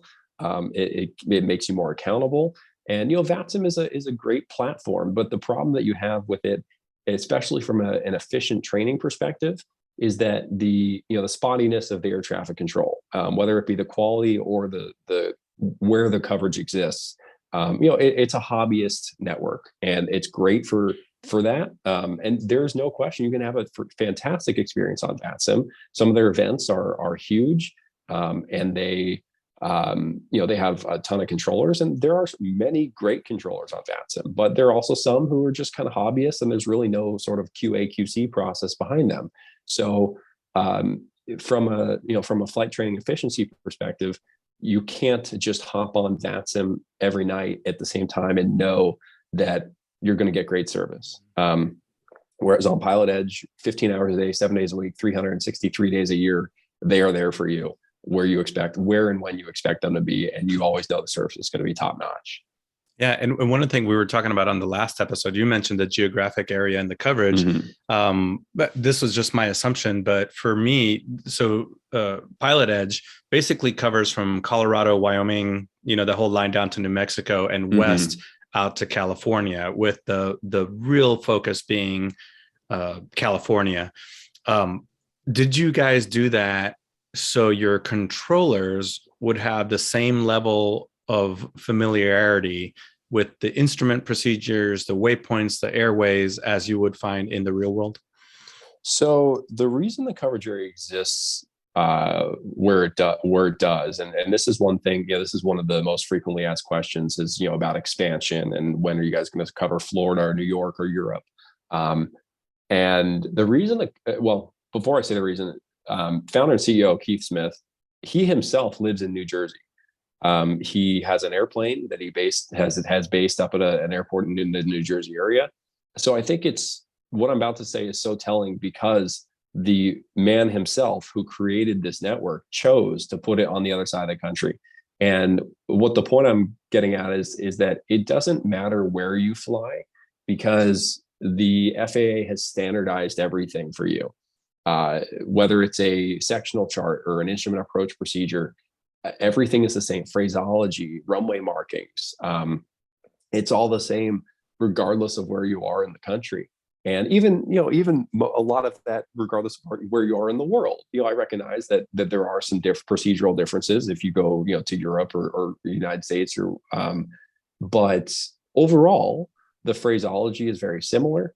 You can make out, their version of the chart just fine. It might take you a little bit longer than what you're used to, but overall, especially when we're just talking about domestically, we're in the United States. I always tell people that, you're a pilot. Surely you don't want to just fly to the same airport over and over for the rest of your life. And then B, if you make a mistake, I'm talking real world aviation, and the FAA gives you a call, saying, "Oh, I'm sorry, it was my first time to that airport," is not an excuse. Mm-hmm. They're not going to say, "Oh, well, okay, if it was your first time, we'll let that one slide." Obviously, if that was the case, there would be mistakes all the time with people. I should say that. Let me rephrase that. If being a first time, if making a mistake the first time was common because of airports having so many different procedural habits than the other airports, then that would be an excuse. But realistically, you have these pilots who get hired by the airlines or whatever, and they are flying to so many airports for the first time. It's normal. They don't have to think about, oh man, I'm nervous, I'm going here for the first time. It's just everything's standardized. So the same thing happens if you live in Florida or New York. You can fly out in California or Denver, San Francisco, or wherever it might be, with using the exact same phraseology and procedures that you use at your home airport. I recognize that every airport does have a few things that are slightly different, but it's not enough to hinder your training. Furthermore, the PilotEdge community has a Discord, all over social media, forums. Even if you want to go old school with the forums, you can make contact with people and say, hey, I fly out of XYZ airport in North Carolina, and I'm looking for a comparable airport in the coverage area. There are over 80 towered airports in the PilotEdge coverage area and thousands of non-towers. So oftentimes, if someone says, hey, I fly out of, whatever it is, North Carolina, a class Delta with runways, 2, 1, and 3, and what's a good, it sits right outside of the, Bravo, whatever, what's a good air. And so we can help you because there are 80 plus towered airports. We can help you try and find something. Santa Monica Airport might be a good option for you because it's right outside of LAX. It's got the runway 213 configuration, and you'll get that same sort of style of feeling of being close to the Bravo, yet in a Delta and with that runway configuration. So my point is that it really doesn't matter where you're simming. What does matter is that the quality of coverage and service in which you're receiving. Yeah, and I'll completely agree with that. The diversity of airports in your coverage area is pretty much representative of everything and that you could. Yes, and sorry, I guess I never really circled back to the point about so Keith did choose where the coverage area exists because of the diversity. That's exactly the right word to use. It's got the coastal flying, mountainous flying, flatland, desert. It's very intricate procedures. Obviously, the LA area has some great VFR procedures that are very complex that you can get some really good practice with. LAX Bravo and the San Diego Bravo are very non-standard shapes, similar to what you'd see around JFK. So, it's not your typical wedding cake circle. It is very jagged. It's got shelves everywhere. So you really get some good practice on flight planning, looking at charts, everything like that, thanks to that airspace. When I was transitioning from military aviation to civil aviation, I had never heard of a TEC route, a tech route. Oh, sure. Right. And it was on PilotEdge that I think I filed something between two airports, and that is how it goes. So you can file it through a third party like SimBrief or something like that, or you could just go through the PilotEdge either website or anything. But you log on, you file your flight plan just like you would a real IFR flight plan or a VFR flight plan, and something came back, or someone came back and said, hey, there's a better, there's a TEC route that goes between Hawthorne and Santa Barbara or whatever it was. I'd never heard of it, and I've been flying for 20 years. I don't think you're alone though. Tech routes are, and it stands for Tower and Route Control, and the tech routes are not all that common. If you live in the Midwest, or even just you're just kind of flying, they're really only used in the very high density metro areas, LA, San Francisco, New York. Honestly, I don't know if Florida has any. But they're around, but unless you have true experience flying in one of these very populated, very dense areas, you probably wouldn't know about it, because there's no reason that you should. Yeah. And so you've mentioned Keith a couple of times. So Keith and I both share the Lancair 360. He had a real great product that is also, there's a link on your website to the real world coast to coast.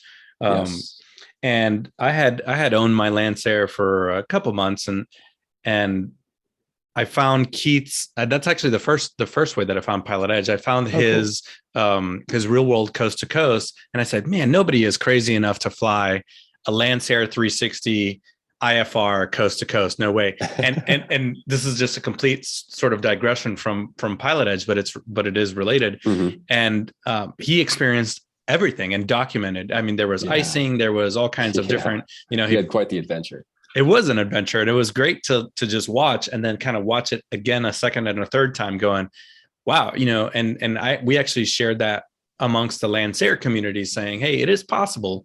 Here's some challenges of doing that. But going back to Keith, tell me a little bit about how the company started, his vision and right. Yeah, so Keith was a VATSIM member. Actually, he was on the board of governors back in, I don't know, this was probably 2004-ish, 2008, somewhere in that range. He was a high up. I can't recall his exact title, but he was always big on the virtual ATC stuff. He and flight simulators as a whole. He recognized the problem that had to be solved, which was that flight simulators did not have a good ATC option. And they do their best with the text and stuff, but you really need an actual person. And so VATSIM obviously did that for many years. But then Keith's whole thing was there should be a service like VATSIM, but one which has one where, like I was saying before, where people can rely on the quality and coverage of service. And that because anyone who's flown VATSIM knows that you get the plane all briefed and loaded up, and you're ready to taxi, and then the controller says, all right, I'm signing off, have a good night. And now you've just wasted 30 minutes of your time, and now you're just flying alone. You might as well just not even be on the internet at all. And you don't get that with PilotEdge. Obviously, the controllers are there, like I said, 15 hours a day, and on a schedule, so that they are there, and where they're going to be. And then obviously, little intricacies too, like the frequency system is all real world. There's no frequency, there's no controller box where you have to look and see, okay, he's online. No, you just pull up your FAA charts, whatever it is, and call ground and clearance or tower, and it all routes to the appropriate controller. The voice system is incredibly complex. Additionally, the terrain and distance modeling is all modeled. So if you get too far from the transmitter, it'll start getting static, and then it'll eventually cut out. Little things like that are really what puts PilotEdge apart. Getting briefly back into SimVenture is that the wing rocks are all, it's the controllers are able to see the airplane rocking its wings.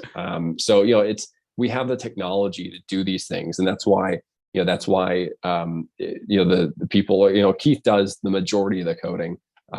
And he's brilliant at that, and he's able to source people to do some other things if he's unable or too busy to get some things done. But there's really, I don't think there's ever been something in which I have heard him say, no, it's not possible to do that.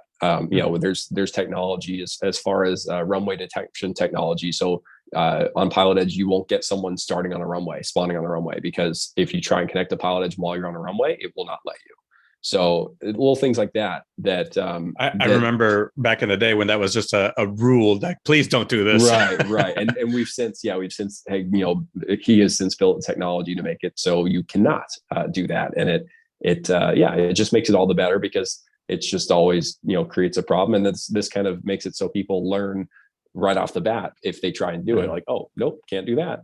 So the technology is really kind of what the technology and the controllers are what sets PilotEdge apart. And that's what makes people willing to pay for it too, because they know the service is going to be what they're expecting every single day. Yeah. Well, I want to start wrapping up. There's a couple. One thing that I always wondered is, so we know as simmers, what we see from Microsoft Flight Simulator or X-Plane, there's this huge, it's like the Wizard of Oz behind a screen. What is it? How is it presented to the controllers? How are you guys able to do all that, to do real world frequencies, to do maybe not the wing rock, but on day-to-day PilotEdge? How is it presented to the controllers? Yeah, so the day-to-day PilotEdge controllers are using a radar software that simulates what a radar would be. And there's the reason that is because the simulation is not for the controllers. The controllers could, since they are they're paid employees, they can really be told to do whatever Keith and the company is going to tell them to do and use. But the reason that it has to be some sort of simulated radar technology, of which it's a very good simulated radar with data blocks and everything, it's really what it would look like if you went to go tour a TRACON or something. And the reason it has to be that way is so that they can adequately simulate the national airspace system. For instance, things like your transponder is on standby instead of mode C, and so therefore you're not going to show up with a secondary return. So therefore the controller cannot see your altitude. Things like that, where if that technology was not in place, the controller was not using a radar screen, and it was just some sort of pseudo whatever it would be to still do the job, they might not correct you on that. And instead of the appropriate November 123 squawk normal or squawk mode C, they would just not even mention it, and they would just go about their way. So having a simulated radar allows them to do and see things like a real controller would, which allows them to simulate the job of a real controller. And that's everything from the minimum vectoring altitudes to the airspace boundaries, like I said, the data blocks and the position target. Everything is very realistic on their side. The only thing that they really don't display is any sort of weather. They don't show weather like a controller would see on the radar, and that's just because everyone in the sim has such different weather, and the controllers will always go off of real world weather unless you tell them you have information Zulu, which is basically a code word for I'm using my own weather. But as far as depicted precipitation that a normal controller would see, they don't, just because every sim, even if you take two versions of X-Plane and have them both on match real world conditions, the way it's going to render the thunderstorm might be slightly different from one to another for some reason. And so therefore it's too hard, and especially cross-platform, FS 2020 and X-Plane, it would just be so inaccurate that they'd be calling weather that would just be very more of a nuisance than anything, because it'd be so inaccurate. So that's really the only thing they don't see. But other than that, it's very realistic on their end. So how does somebody get started?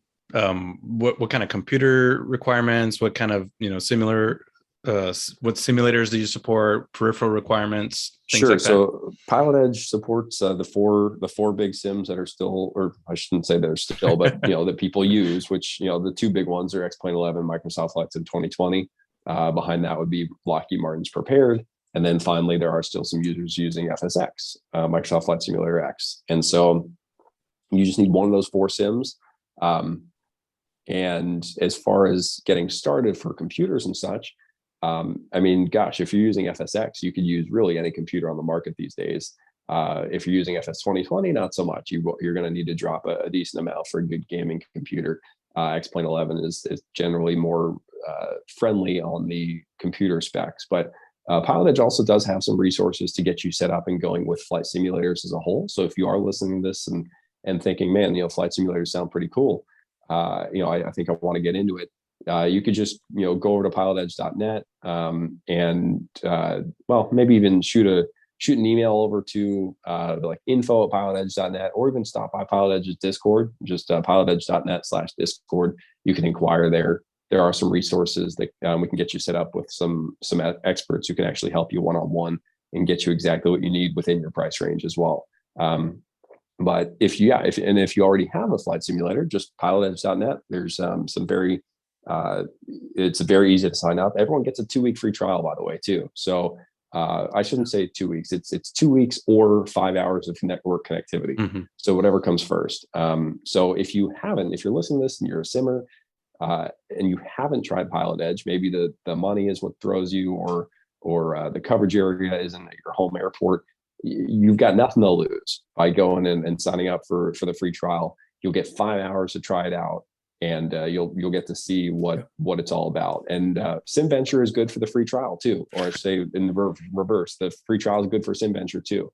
So if you, let's see, we're at the point where they're recording this, we're just about 2 weeks inside of when SimVenture starts. So I'd recommend maybe waiting until about July 7th or 8th, and that'll put you 2 weeks from the end of SimVenture to give you the most amount of time in your trial. With 5 hours, that should be enough time to get at least 2 to 3 approaches in, if not more. That's great, because that's exactly when this interview will air. Great. Kevin, listen, so we always finish with one question, and you are in the aviation industry. This is interesting. I've never asked from a simulator standpoint, because you said you were a simmer also, right? Yes. So if you could fly any airplane in the world, past, present, future, money was no object, what airplane would that be? Man, that's a tough one. Gosh, going through my head, it's like, something like an F-35 would be so cool, right? But then again, I've always thought that, throttling up the engines on like a 777 or an A350, I mean, just have all that power in the power and the size, I guess, right? Of course, like an F-35 has a ton of power too, but the power and the size, and just have that all in the palm of your hands is pretty cool. And then again, you've got some beautiful jets like, the Falcon 7X and things like that too. So that's a really tough one. I think it really kind of just depends on what it is. But I think my favorite airliner is the A350. I saw it demoed back in AirVenture 2014, I think it was. It was kind of right when it was about to hit the market, and Airbus flew one over, and it did a full-on demo with steep turns and things like that. And it's just really like, man, that thing is cool. So I guess I'll go with the A350. Yeah. I thought you were going a very non-committal route. I was like going to call you out on it, but no, that's an excellent choice. Hey, listen, I know you're super busy, especially leading up to SimVenture. Thank you so much for taking the time to speak with us. And I wish you nothing but the best. And thank you for your involvement in PilotEdge, because I know it's helped me. It's helped a lot of my friends out, especially on the communication side of this. I'm glad. So thanks for being here with us. Absolutely. Thanks for having me. All right. Thanks, buddy. Well, Nev, that was good, wasn't it? We were just saying, as usual, a phenomenally good interview. But we haven't got any military this week, but actually this sort of, kind of made up for it. And as Dirk says in the chat room, this interview could have been a podcast episode all on its own. But I'm glad we played it out in one go, actually. We were thinking about perhaps chopping it into two and playing it over a couple of weeks, but in fact, as it's turned out, I think it was really nice to hear it all on its own. And thanks to Kevin and for Armando for doing that. It was absolutely phenomenal, wasn't it? Gosh. It's a massive community, the whole sim community and stuff like that. And it's with the cost of learning to fly, I think more and more people now are switching, Nev, to using home sims or borrowing other people's sims at home to hone their skills when they're training to fly. Oh yeah, of course, and the realism these days is phenomenal, isn't it? Really, really interesting, and I'm glad that he did that. That was fascinating, I thought. Yeah. So we are going to go on to the next part of the show, which is our Caption This Picture for this week. Now, it's safe to say that this week's Caption This Picture created quite a lot of traction on Facebook. For those of you who don't know, every Wednesday we pop a picture up on our Facebook page of something comical to do with aviation, and we get you guys and girls to comment on it, your best, funniest and wittiest comments. And this week's picture, we'll hand over to Nev in a moment, but this week's picture sparked quite some comments, some of which didn't quite make it to air for this show because we would end up with a slightly higher rating than the current PG rating that the show has got. But Nev, what is this week's Caption This Picture? Yes, it's the picture that I took out of the window of the gate C27 at Copenhagen Airport on Wednesday afternoon, showing the A320 being covered in foam that I was about to get onto to come back to London. And yes, so we've had to be a bit careful with some of these comments. We've had to edit a few out, I'm afraid, which we can't read out in full on the show. But no, very, very amusing, I think. Yes, I'll pop that on the picture. Pop the picture on the screen for those of you watching in YouTube world to be able to see the picture there. There it is in all its glory. What's that? Golf Echo Uniform Victor? Yes. And as we said, we've had some comments galore on this picture. So I'll kick off with the first comment this one's from Kieran. And Kieran says, next time, let's use the automatic drive-through wash. And Nev. John says, BA passengers disappoint with airport firefighters' poor hose technique. Whilst performing, you can leave your hat on the full Monty at the captain's foam party. John said, so he said, just add washing up liquid and it'll be fine. That is kind of what happens when you do go a bit over the top with the washing up liquid, eh, Nev? Yes. The next comment is, I would say, right on the edge of decency. Jake says, we've all been there, men. Sometimes planes can get a bit too exciting for us. Oh dear, nearly hit the rating then. This one is from Sturman, who was in the chat room earlier. Sturman says, when I said you can go to the toilet on the plane, I didn't mean just wash it off before the boss spots it. Dirk says, caution, jet wash. Well, that is true. See what is true. See what he did there. Yeah. James says, no, that's what I call a jet stream. Richard says BA 101 from Ibiza has landed. Oh, hark to the days of the foam parties, Nev. The foam party, yes. Yeah. Ian says, must be a friend of yours, Mr. Bounds. Ian says, Nev opens the champers in the first lounge again. Yes, absolutely. Bill says, another catering engine option installation, CEO, reference from last week, has a cream frother malfunction. Fire service personnel unable to get their lattes. Oh boy, you can tell he watches the show. Look, Neil says, "Did you ask for the number 5 jet wash or just the foam wash?" Mm-hmm. What do you go for in the car wash, Nev? Or are you a hand wash man? If I do go to automatic, it's a hand car wash. I use just down the road if I don't do it myself. But I normally clean it myself. But I would probably go for number 5. Yeah. And who's got the last one then, Nev? Finally, from Stuart, he says this is going to cost more than the price of a first class stamp. It's a Royal Mail plane. Oh. And it is indeed. It is a Royal Mail plane. The aircraft that carries the mail to and from So let's have a look. Have we got any first class comments in the chat room, Nev? Let's have a look. Well, we normally end up with a few, don't we? And not sure we can read Richard's one out, but there's others. Well, one of the ones he says is, thank you for coming to Copenhagen. And other comments, well, that's just plain dirty. And Richard also says, Captain Nev engaged the chemtrails 20,000 feet too early. That's good. That is good. I like that. So yes, we're never short of excellent comments, but having now set the bar a little bit higher this week, we're gonna have to try and do even better next week, aren't we? With more comedy. That we are. I'm just there we go.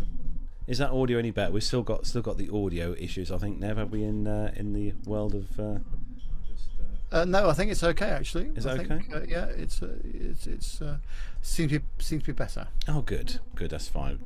But yes, social media links then, Nev, just in case anyone wonders where we're hiding on social media. And we've also got some new mugs. I'll pop that picture up in a moment. Oh, nice. Yeah, that'll be good. So, socials, Facebook, Twitter, Instagram. Just search for Plain Talking UK. Our WhatsApp number, which gets you the possibility of sending us pictures straight through to the studio, is +44 757 224 9166. That's +44 757 224 9166. You can email us at the show. It's podcast@plaintalkinguk.com, and the website is www.plaintalkinguk.com. You can subscribe to our YouTube channel as well. You'll get notifications when we go live, and you can help shape the conversation of the show by joining us in the chat room, as many people do regularly. Go to youtube.com for that and search for Plain Talking UK. Well, that is where we're going to bring episode 418 of the show to a close. So, well, if anyone can hear me, I hope to see you all again next Friday on the show. So from me, Carlos here in a very warm and interesting PTUK studios, and from you as well, Nev, say goodbye, and I shall hopefully hit the right button here and say goodnight, everyone. So say goodnight, everyone, Nev.